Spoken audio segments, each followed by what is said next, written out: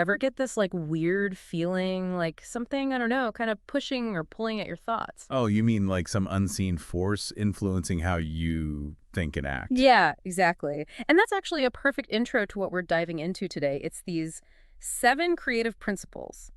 We're looking at excerpts from this book published way back in 1887. 1887, that's quite a while ago. Yeah. So what are these 7 creative principles all about? Well, the book itself is this really cool blend of like spiritual ideas and what they understood about science back then. Interesting. So like a bridge between ancient wisdom and early scientific thinking. Exactly. And get this, the book starts with this wild story. It's about an axe handle. But not just any axe handle. This one was infused with some kind of chemical essence, and it could supposedly make anyone who held it, like, completely lose it. Whoa. Okay, that's a bit creepy. You saying this axe handle could make people go berserk. Yeah, like full-on murderous rage just from touching it. I know, right? It definitely grabs your attention and makes you Yeah. wonder what else is out there, you know? What other unseen energies might be at play in our lives. Right, like what's lurking beneath the surface, influencing us in ways we don't even realize. I'm definitely intrigued now. So tell me more about this book. Where did it come from? So it wasn't like someone just stumbled upon this dusty old manuscript in an attic or something. It was actually part of a series of lectures, super exclusive stuff, delivered in 1887 to this group called the Society for Esoteric Culture. Esoteric culture sounds pretty highbrow. Oh, yeah. And what I find fascinating is that they were trying to make this connection between like the ancient wisdom traditions and the science that was just starting to emerge back then. So it wasn't just for mystics or academics. They were trying to bridge that gap, which was pretty ahead of its time if you think about it. Definitely. Okay, so we've got these 7 creative principles. What are they exactly and how do they work? Well, each principle has a kind of, how do I put it? It's not exactly an everyday word. A little esoteric, maybe? Yeah, you could say that. But we can break them down into ideas that are a little easier to wrap your head around. Imagine the universe like this giant, super intricate tapestry, right? And these principles are like the unseen forces that weave it all together. Okay, can visualize that. So what's the first principle? What's the thread that starts it all? So the first one is called force. And it's basically like the think of it as the energy that binds everything together. Like the glue of the universe. Yeah, exactly. The magnetism that holds everything in place. It's a fundamental building block of, well, everything. Okay, so the force is the thread. What's weaving it into patterns? What's next? All right, so the next principle is called discrimination.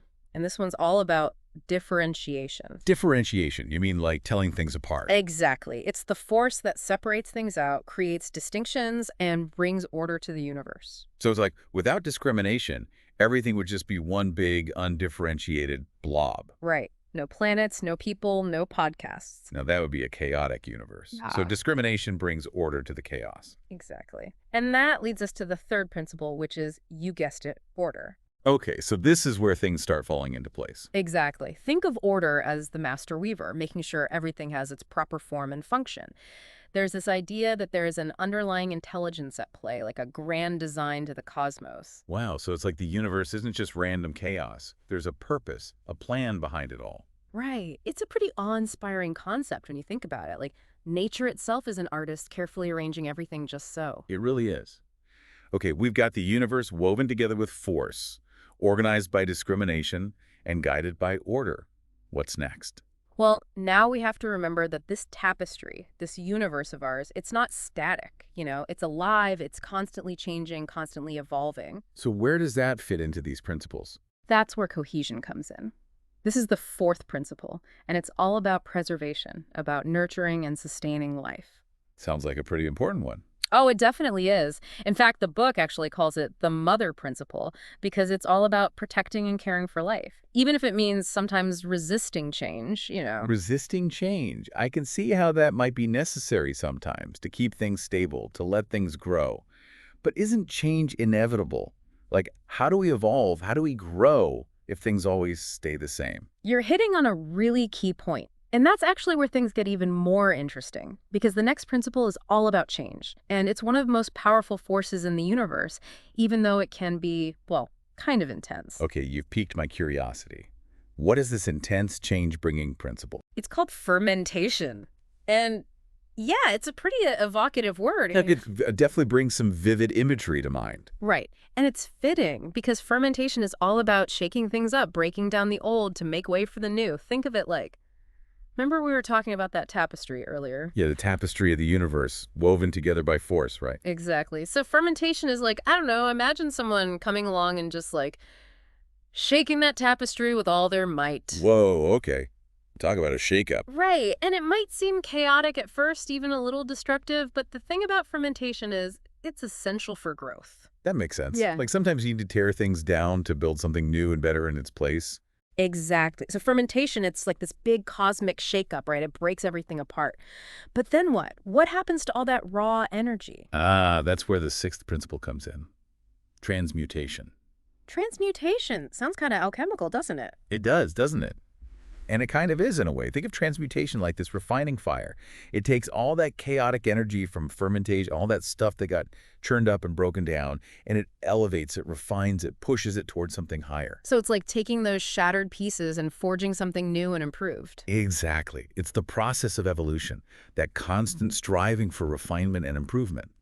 Remember how we were talking about cohesion, sometimes resisting change? Well, transmutation is like the force that says, okay, time to level up. It's what helps us grow from those messy, uncomfortable experiences. Okay, yeah, that makes sense. It's like you need both, right? You need that stability of cohesion, but also the push of transmutation to keep moving forward. Precisely. It's all about balance. Yeah. All right, so we've got six principles now. Force, discrimination, order, cohesion, fermentation, and transmutation. Yeah.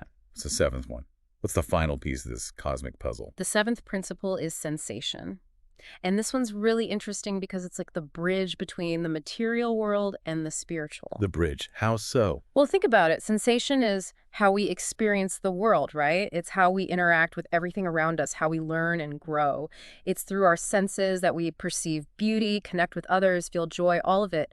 But, and this is important, Well, and sensation can also be a bit of a double-edged sword, you know? Like it can be overwhelming sometimes. oh, absolutely. Think about it. We're constantly bombarded with information, with stimulation from all sides. It's easy to get caught up in the endless scroll of social media or the need for constant entertainment. Our senses are on overdrive. Exactly. And the book actually talks about the importance of conquering sensation. Conquering sensation. So not like becoming numb to the world or ignoring our senses completely, but rather, More like learning to master them, not letting them control us. It's about finding that inner stillness, that space within where we can connect with a deeper level of awareness. that makes sense. It's about finding that balance again, isn't it? Not letting our senses run wild, but also not shutting them down completely. It's about finding that sweet spot where we can experience the world fully, but also stay grounded, stay centered. Exactly. And that's where mindfulness comes in, right? All these practices, everyone's talking about focusing on your breath, being present in the moment. It's all about tuning in to a different channel, one that's not constantly dominated by those five senses. Absolutely. It's about tapping into a deeper level of awareness, one that's not always bound by the physical world. And speaking of deeper awareness, this brings us to one of the most fascinating concepts in this book. Oh, yeah. Lay it on me. The idea that thought itself is a creative force. Whoa, okay. Now we're getting to the good stuff. I mean, I've been reading a lot about manifestation lately, but it's kind of mind-blowing to think that people were exploring these ideas way back in the 1800s. Isn't it? It really makes you realize that these concepts have been around for a long, long time. But what's so cool about this book is that it doesn't just mention it in passing. It really delves into it. Yeah. It argues that our thoughts aren't just these fleeting things that pop in and out of existence. It says they're potent entities shaped by our very life essence, and they have the power to influence the world around us. Okay, now that is powerful stuff. So our thoughts are like little energetic seeds that we're planting. Exactly. And just like seeds, they need the right conditions to grow. The book suggests that the more we can align our thoughts with those higher principles of creation, with that universal intelligence, with love, with all the good stuff, the more we can actually manifest positive change, both within ourselves and in the world around us. Okay, that makes sense. But it also kind of makes you realize how important it is to be mindful of what we're thinking, right? Because if our thoughts are that powerful. Exactly. We don't want to accidentally manifest chaos. Right. So how do we avoid that? How do we make sure we're using this power for good? Well, this is where understanding the duality of nature comes in. The book emphasizes how important the interplay of positive and negative is, of masculine and feminine, for the whole creative process. You need both. Think about it like the contrasting colors in a tapestry or the different notes in a musical scale. You need both to create something beautiful and harmonious. So it's not about just trying to force ourselves to have good vibes all the time. Exactly. It's about embracing the full spectrum of experience, recognizing that even those challenging times, those fermentation moments, they serve a purpose. They're all part of this grand design. That's a relief to hear. I was starting to get a little stressed about maintaining a perfectly positive mindset all the time. Okay, so we've talked about the duality of nature.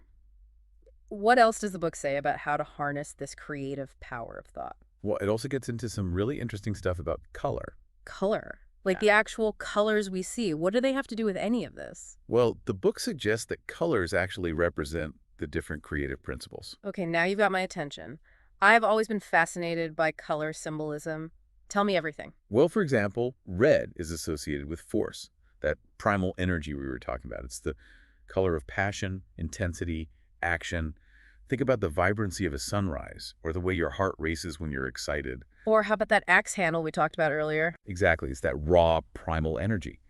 Now, on the other end of the spectrum, you have green, which represents cohesion growth, abundance, renewal. It's the color of nature, of life force. And then there's yellow, the color of sunshine.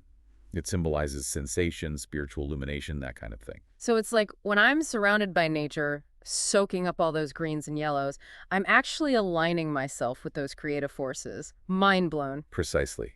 It's like we're constantly swimming in this sea of colors and energies. And once we start to understand the language, we can become more conscious participants in the creative process. That's amazing. It's like suddenly the world is full of hidden meanings and messages. Exactly. And the more we pay attention, the more we start to see those connections everywhere. It's like a whole new way of looking at the world. It's like once you see it, you can't unsee it, you know? Exactly. And that's what makes this book so powerful. It's not just about giving us this abstract theory of how the universe works. It's about empowering us to actually do something with this knowledge. Okay, so how do we do that? How do we actually start to see these 7 creative principles at play in our own lives and then like work with them consciously? Well, it starts with asking ourselves some tough questions. The book encourages us to really examine our lives, our habits, our patterns. Okay, like what? Give me an example. Well, let's take cohesion, for instance. Think about your own life for a second. Mm. Are there areas where you're clinging to the familiar, even if it's not really serving you anymore? Ooh, yeah, I know I've been guilty of that. It's like we talked about cohesion being that comforting, nurturing force, but sometimes it can also hold us back, right? Exactly. It's like that saying, comfort zones are nice, but nothing grows there. Sometimes we need a little fermentation to shake things up. Okay, so speaking of fermentation, I'm curious, what about that principle? How do we work with that one consciously? It seems kind of hard to just invite chaos into your life, right?